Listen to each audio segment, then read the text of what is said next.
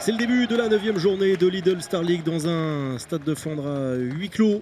Dunkerque reçoit Limoges. Dunkerque n'a plus joué depuis le 23 octobre et une victoire face à Cesson-Rennes. Ça va plutôt bien pour l'USDK en début de match face à une équipe de Limoges qui a des difficultés. Dunkerque joue parfaitement bien, surtout en attaque, François-Xavier.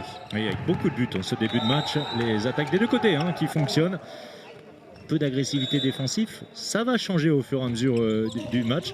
Et Limoges est au contact. Limoges est même devant, même si Guérin s'illustre pour sa deuxième tentative, un tir premier poteau. Et doucement, Dunkerque va prendre les devants. Pour l'instant, c'est encore doucement, ça va changer.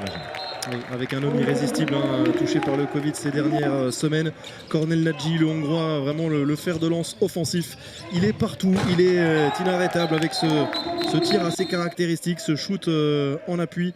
Et Limoges, vraiment un gros coup d'arrêt, longtemps bloqué à 3 buts. Cette équipe, on voit beaucoup Dragan Gajic, on voit aussi beaucoup Mike Brasler, les deux hommes vraiment qui surnagent, François-Xavier. Oui, les deux gauchers, on y est habitué ces dernières semaines du côté de Limoges. Dragan Gajic, meilleur buteur du championnat de France, et puis Mike Brasler lorsqu'il est en réussite, comme c'était le cas dans cette partie. C'est assez impressionnant. En face, Cornel Nadji, vous l'avez dit, lui qui n'a pas pu s'entraîner normalement pendant près de 3 semaines, est en pleine réussite. Il est tout, à l'organisation, à la finition, du grand Nadji dans cette première période, bien relayé, attention, par ses arrières latéraux qu'il arrive à mettre en position. Et c'est vrai qu'il impressionne le Hongrois dans cette première période avec un écart. Regardez, après seulement 22 minutes de jeu, du simple au double, 7-14. Dunkerque se promène à ce moment-là de la partie.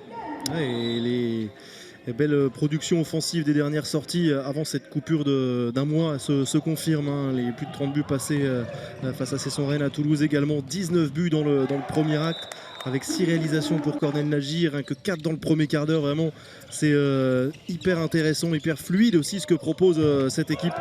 Avec voilà le dernier but de Tom Pelayo dans ce premier acte.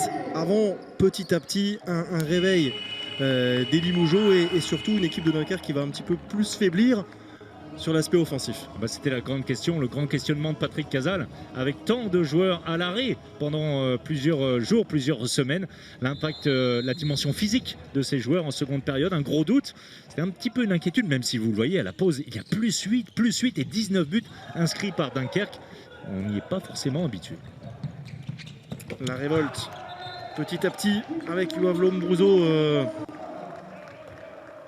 pour cette équipe, l'Israélien, qui va profiter des quelques imperfections nordistes dans cette seconde période. Ça va être moins fluide et Delis Serdarevic, même si là il est battu, va aussi impulser la révolte pour remplacer un Yacine Idrissi moins en réussite qu'à l'accoutumée.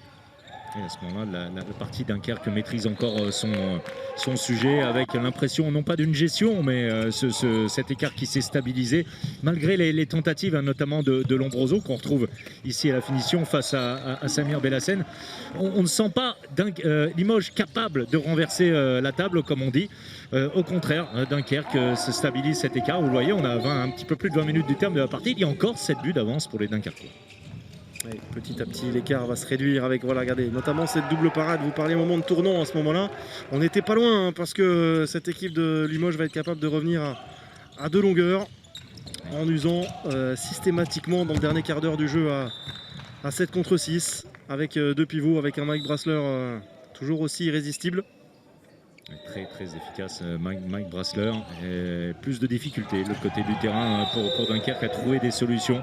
C'est hésitant, et la contre-attaque de Zabic pour ramener les Limougeaux à 4 longueurs, et il reste encore beaucoup de temps. C'est-à-dire que Limoges a été capable en quelques minutes de faire une grande partie du retard.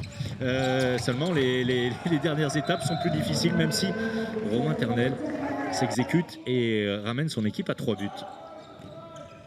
Il va trembler cette équipe.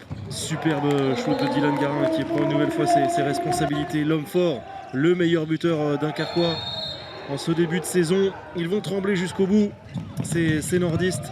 Avec aussi un homme qui fait son retour. Il a été remplacé dans le deuxième acte et il est de retour. Là aussi, c'est un tournant puisque cette double parade est derrière l'appui zone sifflé à Maximilien Tic. C'est un tournant. Le but aurait pu être validé et cette équipe de Limoges aurait pu revenir à 2 longueurs. Il n'en est rien. Oui, la dernière chance pour les Limougeaux. Mais la messe est dite. Dunkerque s'impose et finalement, c'est assez logique. C'est logique, troisième victoire consécutive et troisième défaite cette saison pour Limoges.